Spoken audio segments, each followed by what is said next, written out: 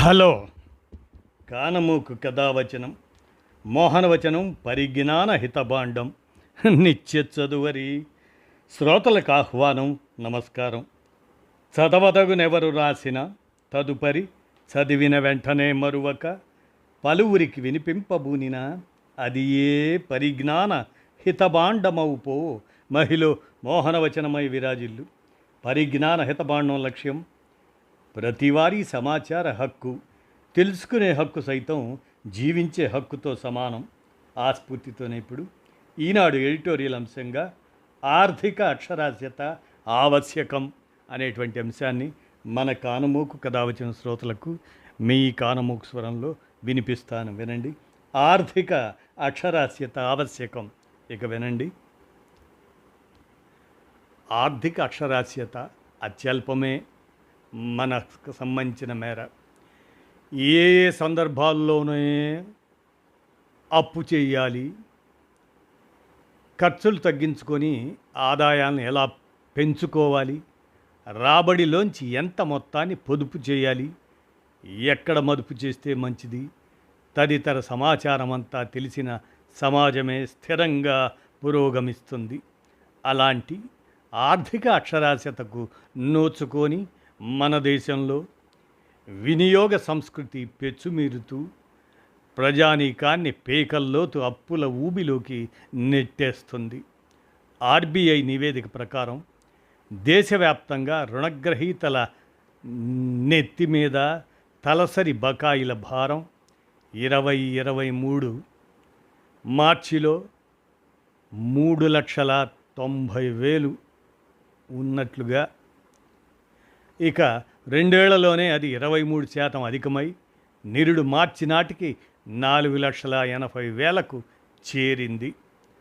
రుణపీడిత గ్రామీణ కుటుంబాల సంఖ్య గడచిన 7 ఏళ్లలో 35% నుంచి 46%కి పెరిగింది. వ్యవస్థాగత మార్గాల్లో అప్పులు తీసుకుంటున్న వారు ఎక్కువ అవుతున్న నేపథ్యంలో క్రెడిట్ స్కోర్ల వంటి ప్రాథమిక విషయాలపైన వాటిపైనైనా అవగాహన కలిగిన వారు ఎందరూ ఉంటారని చూస్తే విస్మయం కలుగుతుంది. 77% పల్లె జనాభాకు అలాంటివి కనీసమాత్రంగా కూడా తెలియవని నాబార్డ్ తాజా సర్వేలో తేలింది. గ్రామీణ పట్టణ ప్రాంతాలన్నీ కలిపి లెక్కేస్తే 27% మంది భారతీయులకే ఆర్థిక అక్షరాస్యత ఉన్నట్లు national centre for financial education అధ్యయనం వెల్లడిస్తుంది.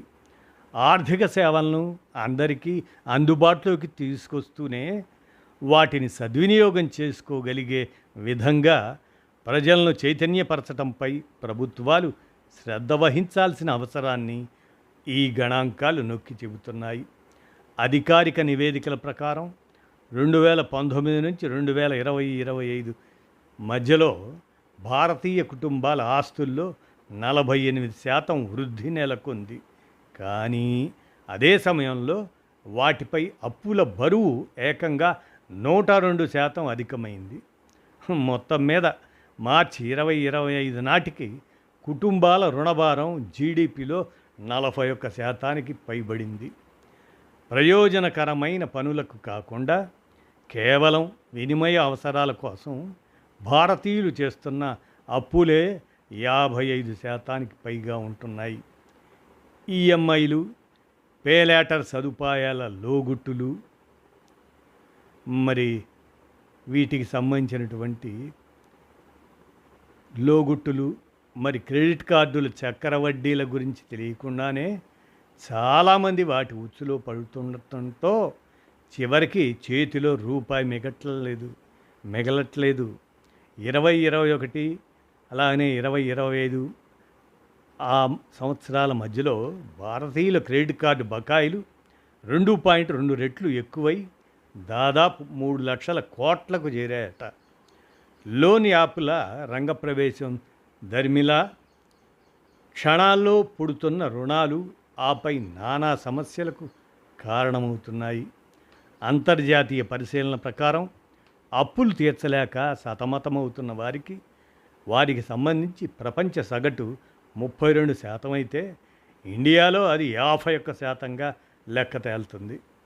చెమటోడ్చి సంపాదించే డబ్బును వృధాగా ఖర్చు చేస్తూ పలువురు పెను ఇక్కట్లు పాలవుతుంటే స్తోమతకు మించి అప్పులు చేసి వాటిని అనుత్పాదక కార్యకలాపాలకు ధారబోస్తున్న వారి ధోరణి ఒక్కోసారి కుటుంబాలకు ప్రాణాంతకమవుతుంది. దేశీయ వినియోగ వ్యయంలో 43% వాటా జంజీదే. 37 కోట్ల మందికి పైగా ఉన్న ఈ యువతీ యువకులు నిరుడు ఖర్చు పెట్టిన సొమ్ము 93,000 కోట్ల డాలర్లు అని అంచనా. ఆర్థిక భద్రతా పాఠాలను నేర్పని విద్యా వ్యవస్థల్లోంచి ఎదిగి వచ్చిన వీరిలో చాలామంది డబ్బును మంచినీళ్ళప్రాయంగా వెచ్చిస్తున్నారు. నవతరానికి పొదుపు మదుపు నేర్పకపోతే రుణపాశాల్లో చిక్కుకొని జీవితంలో పైకి ఎదగలేని యువతకు నిలయమై ప్రగతి బాటలో భారతావని వెనకపడుతుందని నిపుణులు హెచ్చరిస్తున్నారు.